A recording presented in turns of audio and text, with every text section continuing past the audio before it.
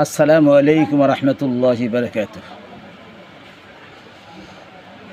আমি আহমদুল্লাহ কাসেমি। আল্লাহ রসুলের পক্ষ থেকে সমস্ত বিশ্ববাসীকে আল্লাহর দিকে দাওয়াত দেওয়ার জন্য হযরত ইমাম মাহদী আলাইহিস সালামের সৈনিক হিসাবে আপনাদেরকে বিশেষ দাওয়াত দিচ্ছি।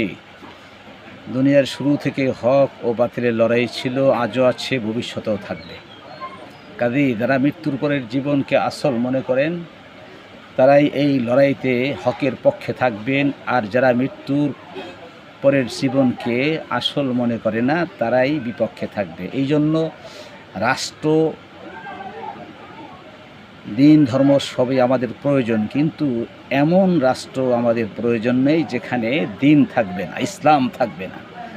একজন বদ্দিনী লোক হয়ে সে যদি তার জানমাল দিনের তার স্বার্থে শেষ করতে পারে, সে জেল, জুলুম, অত্যাচার সহ্য করতে পারে, আমরা ইমানদাররা কেন পারবো না বলেন? এই জন্য সাহাবায়ে কেরাম উত্তরসূরি হিসাবে আমাদেরকে প্রস্তুত থাকতে হবে। কাফের মুশরিক ইহুদির বিরুদ্ধে যে কোনো সময় যে কোনো ডাক আমাদেরকে নেমে যেতে হবে। এই জন্য এই বাংলাদেশের ভূখণ্ডের ভিতরে স্বাধীনের পর থেকে যত লোক আছে সবাই বাংলাদেশের ভাগী। বাংলাদেশ থেকে কাউকে উৎখাত করা যাবে না। এ দেশ অলিয়া উলিয়ার দেশ।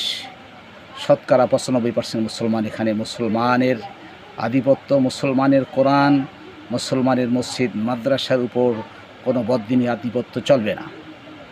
কাজে এই জন্য আমরা শুধু বসে বসে যদি মাদ্রাসা মসজিদের খেদমত করি, বসে বসে মানুষের থেকে কালেকশন করি, শুধু খাই, তাহলে আমাদের সেই স্পেনের মতো আমাদের বাংলাদেশের সমস্ত শিক্ষা প্রতিষ্ঠান একসময় হারিয়ে যাবে। এই জন্য আমি সকল হযরত উলামায়ে কেরামকে, সকল ধর্মপ্রাণ মুসলমান ভাইদেরকে বিনীতভাবে আরজ করব, আমাদের বাংলাদেশের ভূখণ্ডের ভিতরে যারা আছে মুসলমান, হিন্দু, বৌদ্ধ, খ্রিস্টান, নাসারা সবাই এই দেশের বাঙালি। কাজেই তাদের সাথে আমাদের কোনো বিরোধ থাকবে না, নাই। কিন্তু কেউ যদি দুশ্মনের পক্ষ নিয়ে আমাদের বিরুদ্ধে অবস্থান নেয় তাহলে তাকে ছাড়া যাবে না। আমরা বাংলাদেশ স্বাধীনের পর থেকে দেখেছি বারবার আমাদেরকে হিন্দুস্থানের ক্ষমতাসীনরা আমাদেরকে ক্ষতি করার জন্য চেষ্টা করছে।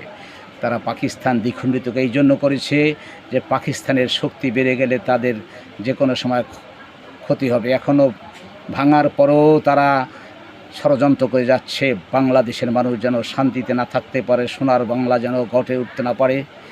এই রাজনীতির পিছন থেকে এক সময় একজনকে ধোঁকা দিয়ে তারা ক্ষতি করতেছে। এইভাবে হাসিনাকে দিয়ে তারা দেশের অনেক বেশি ক্ষতি করেছে। এখনও তাকে ওখানে রাইখা দেশের ক্ষতি করার চেষ্টা করতেছে। এই জন্য দল বল নির্বিশেষে আমি সকল বুদ্ধিমান ভাইদেরকে বলবো, চাই সে আপনি আওয়ামী লীগ করেন, চাই বিএনপি করেন, জামাত ইসলাম করেন, জাতীয় পার্টি করেন, যে দলে আপনি করেন না কেন, যদি আপনি একজন মুসলমান হন তাহলে কোরআনের পক্ষে আপনাকে থাকতে হবে, আপনাকে আল্লাহ রসুলের পক্ষে থাকতে হবে। আর আপনি যদি কোনো অবস্থায় আল্লাহ রসুলের পক্ষের বিপক্ষে চলে যান, কোনো হিন্দু, খ্রিস্টান, বৌদ্ধ, নাসারার কোনো বিধর্মীদের পক্ষে চলে যান, মনে রাখবেন আপনি কিন্তু কাফের হয়ে যাবেন অথবা মুনাফিক হয়ে যাইবেন। কিয়ামতের দিন আল্লাহ তাআলার কাছে আপনি জবাবদিহি করতে হবে। এই জন্য ভাইয়েরা আমাদের কোনো ক্ষমতার প্রয়োজন নাই। আমরা শুধু এদেশে শান্তি চাই, এদেশে ইসলাম চাই।